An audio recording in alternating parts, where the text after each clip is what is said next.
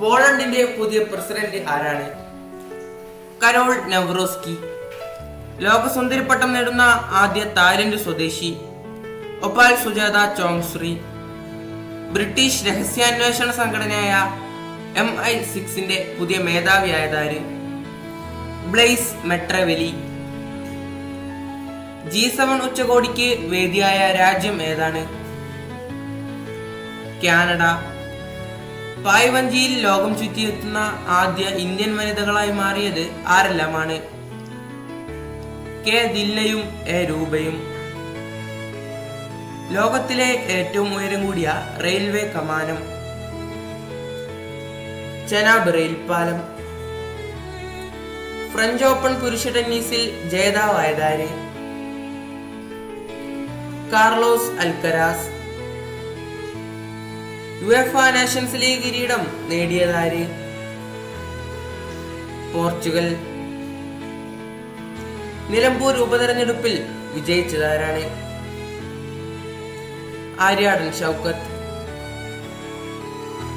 2025 50ാമത് വാർഷികം ആഘോഷിച്ച ഇന്ത്യയുടെ space mission ഏതാണ്? ആര്യഭട്ട. ഇന്ത്യയുടെ ടൈഗർമാൻ എന്നറിയപ്പെടുന്ന പരിസ്ഥിതി പ്രവർത്തകൻ ആരാണ്? ഇദ്ദേഹം ഈ അടുത്തിടെ അന്തരിച്ചിരുന്നു. വാൽമീക് ദാപ്പർ. ഈയിടെ വിഴിഞ്ഞം തുറമുഖത്തെത്തിയ ലോകത്തിലെ ഏറ്റവും വലിയ കണ്ടെയ്നർ ഷിപ്പ് ഏതാണ്? MSC Irina. Our living constitution എന്ന കൃതി ആരുടേതാണ്? ശശി തരൂർ. എവറസ്റ്റ് കീഴടക്കുന്ന ആദ്യ മലയാളി വനിത ആരാണ്? സഫ്രീന ലത്തീഫ്.